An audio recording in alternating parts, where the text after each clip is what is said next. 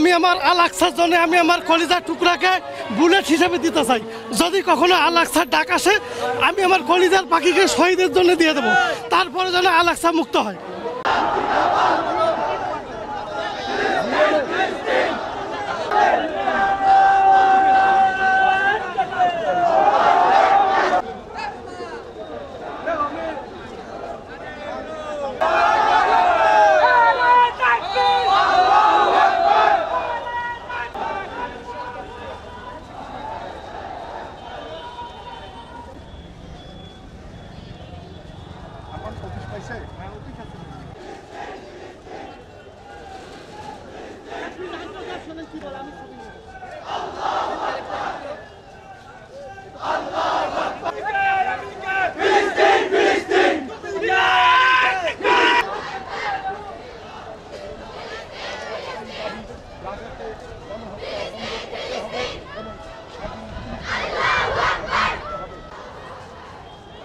চুপ করে বসে থেকে দেখতে পারি না, তাই না?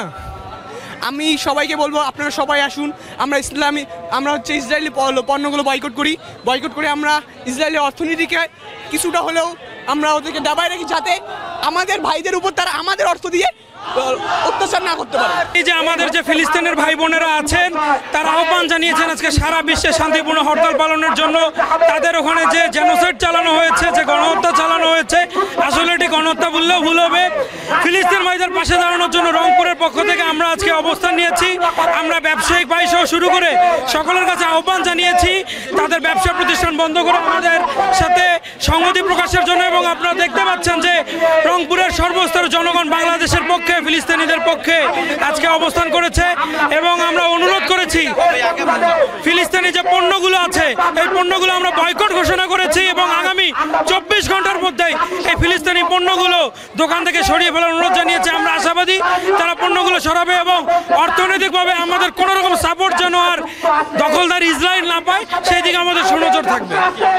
প্রতীকী আন্দোলন ইসরায়েলের মানুষের যেভাবে তারা হচ্ছে ফিলিস্তিনে আক্রমণ করে ফিলিস্তিনের মানুষকে রক্তাক্ত করতেছে, যেভাবে তাদেরকে আহত করতেছে, ক্ষতবিক্ষত করতেছে, তাদের লাশ বোমের সাথে আকাশে উড়ে বেড়াচ্ছে, সেটার প্রতীকী প্রতিবাদ রূপ হিসাবে আমার হচ্ছে এই পারফর্মিং আর্ট হচ্ছে এটি। ফিলিস্তিনের মধ্যে যে এই হচ্ছে গণহত্যা চলতেছে এটার জন্য হলো কবে ফিলিস্তিনের মানুষজন শান্তিতে থাকতে পারে।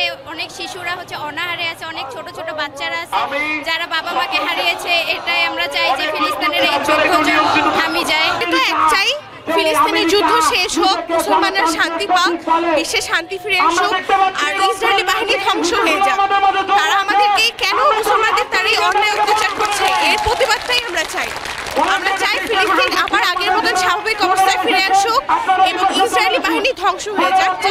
এতটাই যে ফিলিস্তিনি মুসলমানরা শেষ হয়ে যাচ্ছে, আমরা মুসলিম উম্মাহ হিসেবে এটা মেনে নিতে পারি না। আমাদের অবশ্যই তাদের পাশে দাঁড়ানো দরকার। এই জন্য আজকে এসেছি। আমরা দেখতে চাই, আমরা জানতে চাই, আমরা গাজাবাসীর হয়ে এখানে আসছি যাতে করে তাদের জন্য আমরা প্রতিটা মানুষ, প্রতিটা মুসলিম অপরাধী যে আমরা এখনো তাদের জন্য কিছু করতে পারি নাই। এই প্রশ্নের উত্তর আপনারা আসলে দিতে পারবেন কিনা? জাতিসংঘ কোথায়? জাতিসংঘ আর কতদিন এইভাবে মুখ বুজে সহ্য করবে? আমাদের এই গাজাবাসীর এই সন্তানদের মৃত্যুবরণ কতদিন আর চুপ করে সহ্য করবে? আমি আমার আল আকসার জন্য আমি আমার কলিজার টুকরাকে বুলেট হিসেবে দিতে চাই। যদি কখনো আল আকসার ডাক আসে আমি আমার কলিজার পাখিকে শহীদের জন্য দিয়ে দেবো, তারপরে যেন আল আকসা মুক্ত হয়।